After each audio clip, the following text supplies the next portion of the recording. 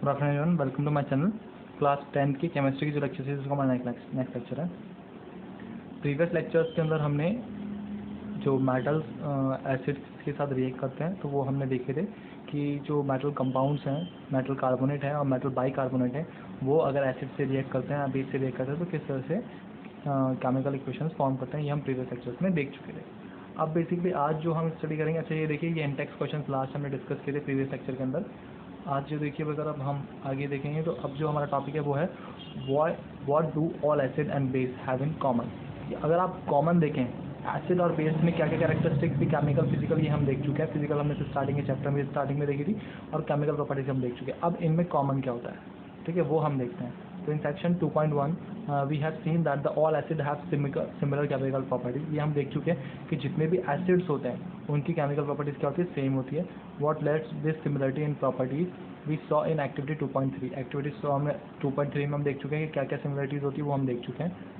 That all acid generate hydrogen gas on reacting with an metals. ये हमने देखा था कि जब जैसे भी आप मेटल की रिएक्शन एसिड से कराएंगे तो कौन सी गैस जनरेट होगी, हाइड्रोजन में।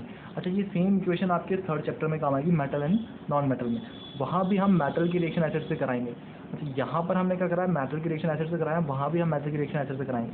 बट इस चैप्टर के अंदर हमने मेटल की रिएक्शन एसिड से करा के एसिड की प्रॉपर्टी देखी है। मेटल की रिएक्शन एसिड से करा के हमने एसिड की प्रॉपर्टी देखी। और थर्ड चैप्टर के अंदर सेम यही इक्वेशन हम दोबारा कराएंगे, यही सेम एक्टिविटी हम दोबारा करेंगे, बट वहाँ पर हम किसकी प्रॉपर्टी देखेंगे, मेटल की।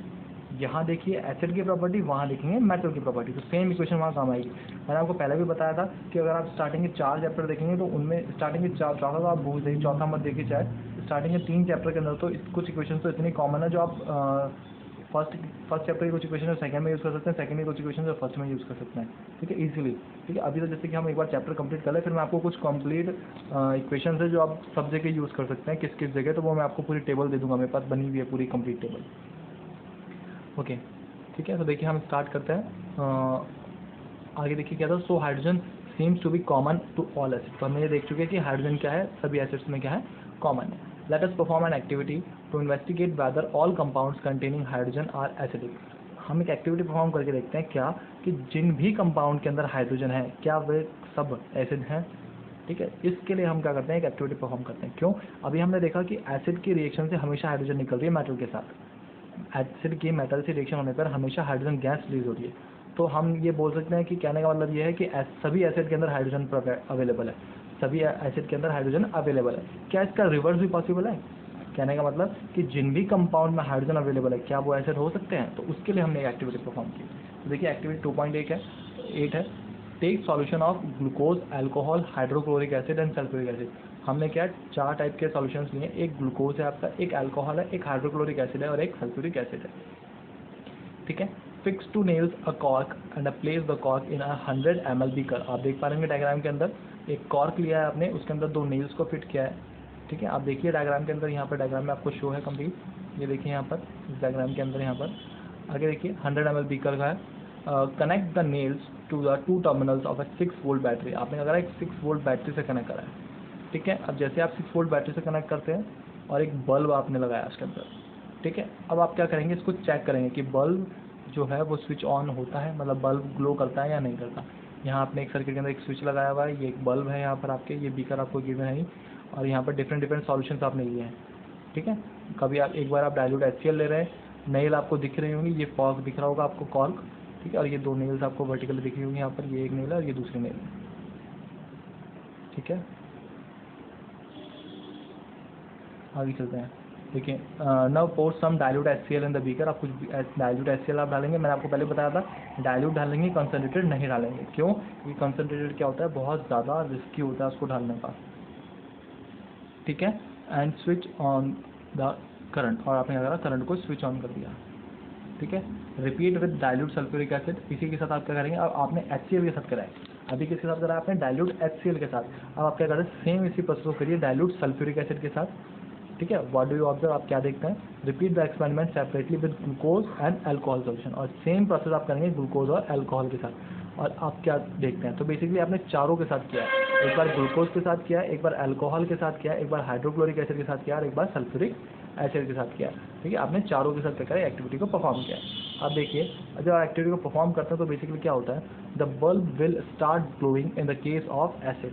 जब आपने एसिड लिया है, कहने का मतलब डाइल्यूट HCl और डाइल्यूट सल्फ्यूरिक एसिड जब आपने काम में लिया है तो बल्ब क्या होता है, ग्लो करना स्टार्ट कर दिया। बल्ब क्या हो गया, ग्लो करना स्टार्ट कर दिया, एज शोन इन फिगर 2.3 जो हमने प्रीवियस डायग्राम देखा उसके अंदर आपको शो किया गया है।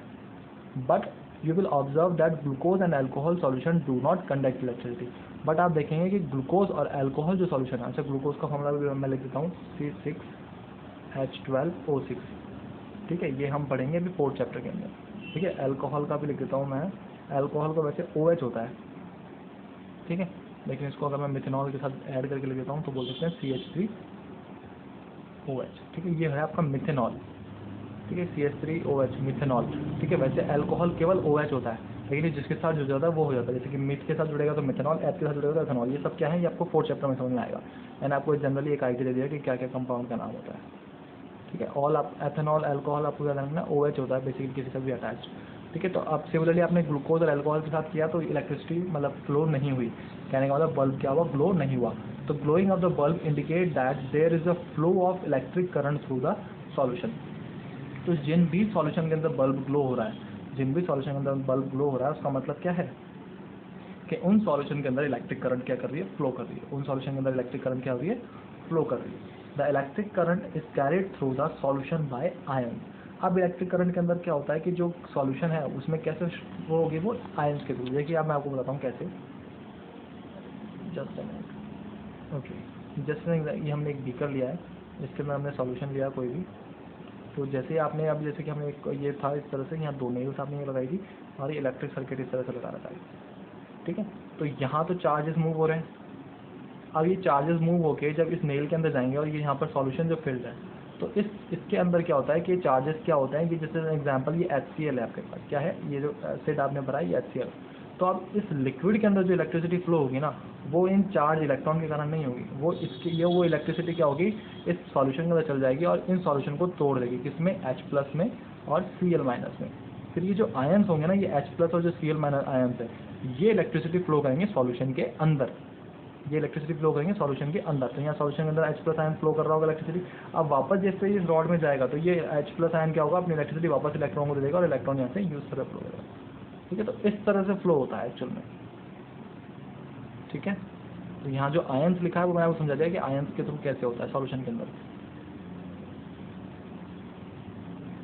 ठीक है। तो इस तरह से तो देखा हमने क्या कि एसिड में ग्लो हो रहा है तो इसका मतलब एसिड के अंदर आयन्स फ्लो हो रहे हैं, इलेक्ट्रिसिटी फ्लो हो रही है। जबकि ग्लूकोज में और अल्कोहल में ग्लो नहीं हुआ है तो इसका मतलब उसके अंदर इलेक्ट्रिसिटी फ्लो नहीं हो रही है, उसके अंदर आयन्स का फ्लो नहीं हो रहा है। तो since the cation present in acid, आपने देखा कि कैटायन, कैटायन का मतलब क्या होता है, जिसके ऊपर पॉजिटिव चार्ज होता है, जैसे कि H+। एसिड के अंदर हमने देखा कि सभी एसिड में क्या होता है, हाइड्रोजन अवेलेबल होता है। सभी एसिड में क्या अवेलेबल होता है, हाइड्रोजन, मतलब H+ आयन मतलब कैटायन। तो since the cation present in acid is H+, cation जो प्रेजेंट है एसिड के अंदर वो क्या है, H+। This suggest that acid produce hydrogen ion. और ये आपको क्या शो करता है कि जैसे ही आप एसिड के अंदर इलेक्ट्रिसिटी फ्लो करेंगे, जैसे ही आप इलेक्ट्रिसिटी फ्लो करेंगे एसिड के अंदर, तो हाइड्रोजन आयन क्या होगा, प्रोड्यूस होगा। कौन सा आयन प्रोड्यूस होगा, हाइड्रोजन आयन प्रोड्यूस होगा सॉल्यूशन के अंदर। एक्वस फॉर्म देखिए आप, ये देखिए H+ का क्या एक्वस फॉर्म देखिए, मैंने आपको पहले ही बताया था एक्वस का मतलब होता है पानी मिक्स्ड, वाटर मिक्स्ड, एक्वस का मतलब होता है वाटर मिक्स्ड, ठीक है। तो हाइड्रोजन आयन प्रोड्यूस हुआ आपके, which are responsible for their acidic properties, और वो H+ आयन ही इनकी एसिडिक प्रॉपर्टीज़ के लिए डिपेंड होता है। तो कहने का मतलब ये है जो भी एसिड आपके पास अवेलेबल है उन सब में हाइड्रोजन अवेलेबल होगा और वो हाइड्रोजन ही उनकी एसिडिक प्रॉपर्टी के लिए रेस्पॉन्सिबल है, वो हाइड्रोजन ही उनकी एसिडिक प्रॉपर्टी के लिए रेस्पॉन्सिबल है और वो हाइड्रोजन ही इलेक्ट्रिसिटी फ्लो करने में हेल्प करेगा। HCl के अंदर जो H है वो H आयन क्या करेगा, उसकी एसिडिटी को शो करेगा प्लस उसमें इलेक्ट्रिसिटी फ्लो कराएगा।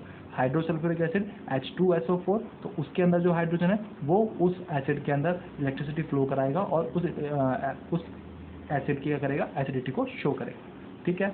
तो कैटायन जो हमारे पास H+ है वो ये सजेस्ट करता है कि जो एसिड है उसके अंदर H+ आयन उसकी एसिडिटी को शो कर रहा है कि वो एसिड है और वो उस एसिड सॉल्यूशन के अंदर इलेक्ट्रिसिटी फ्लो करने के लिए भी रेस्पॉन्सिबल होता है, उसकी एसिडिक प्रॉपर्टी के लिए भी रेस्पॉन्सिबल होता है। Repeat the same activity usually alkalis such as sodium hydroxide, calcium hydroxide. Same activity को आप परफॉर्म कीजिए किसके साथ, सोडियम हाइड्रोक्साइड, मतलब बेस हम बोल सकते हैं, ठीक है। एल्किलीज मतलब बेस आप बोल सकते हैं, सोडियम हाइड्रोक्साइड और calcium hydroxide etcetera. What can you conclude from the result of this activity, इस एक्टिविटी से आप क्या रिजल्ट निकालेंगे, ठीक है। अच्छा, ये बेसिकली एक्टिविटीज़ क्या हैं आपकी, एसिड के साथ हमने देखी है, अब हम क्या देखेंगे बेस के साथ, ठीक है। तो ये सब आप क्या है लैब्स में परफॉर्म कर सकते हैं, अगर आपको स्कूल्स में लैब में परफॉर्मेंस के लिए लेके जाते हैं लैब्स में, तो आप परफॉर्म करके देख सकते हैं। तो एसिड की हम देख ली, अब हम देखेंगे क्या बेस के साथ क्या परफॉर्म होता है, ठीक है। तो आपको बेस की एक्टिविटी परफॉर्म करके देखनी है, आपके एनसीईआरटी में गिवन नहीं है, ठीक है। मैं आपको पहले ही बता चुका हूँ, आपके एनसीईआरटी में बहुत चीज़ ऐसी हैं जो गिवन नहीं है। अब ये देखिए यहाँ पर क्वेश्चन दे दिया, बस एक्टिविटी दी नहीं। अब बिना आप किसी चीज़ को पढ़े कैसे जानेंगे, ठीक है। अब इसमें तो बोल दिया क्वेश्चन, जब एनसीईआरटी जब बोर्ड में क्वेश्चन आएगा तो मैं वो तो सीधा सीधा बोलेंगे कि हमने तो क्वेश्चन दिया था आपको, आपने क्या लैब के अंदर अपने स्कूल टीचर को बोल के परफॉर्म किया, वहाँ पर नहीं हुआ, ठीक है। तो एनसीईआरटी क्या करता है कि सीबीएसई क्या करता है, इस तरह से क्वेश्चन बना देता है सर। अब ये इसमें जैसे कि आपके देखिए ना, क्वेश्चन बना दिए कि बेस के साथ करके देखिए, जबकि इसने खुद में कुछ एग्जाम्पल दिए ही नहीं। अब आप लैब में जाएंगे, लैब में परफॉर्म करेंगे कि बेस के साथ क्या रिएक्शन होता है या नहीं होता, तब आप देखेंगे, ठीक है। तो इस तरह से आप ध्यान रखिएगा। तो देखिए मैं आपको समझा देता हूँ वैसे तो, ये देखिए आप, तो जैसे कि एक्टिविटी हमने किसके साथ करा है, सोडियम हाइड्रोक्साइड, तो सोडियम हाइड्रोक्साइड हो गया आपके NaOH, ठीक है, और कैल्शियम हाइड्रोक्साइड हो गया आपका CaOH का होल ट्वाइस।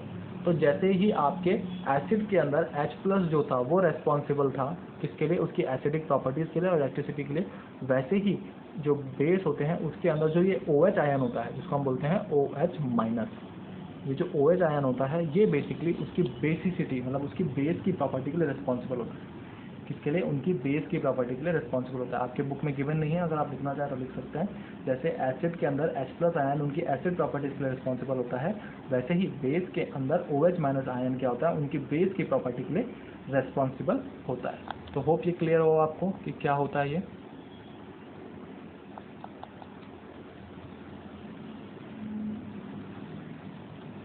ओके, तो नेक्स्ट टॉपिक है व्हाट हैपेंस टू एसिड और बेस विद वाटर सॉल्यूशन, ये हम नेक्स्ट लेक्चर में डिस्कस करेंगे।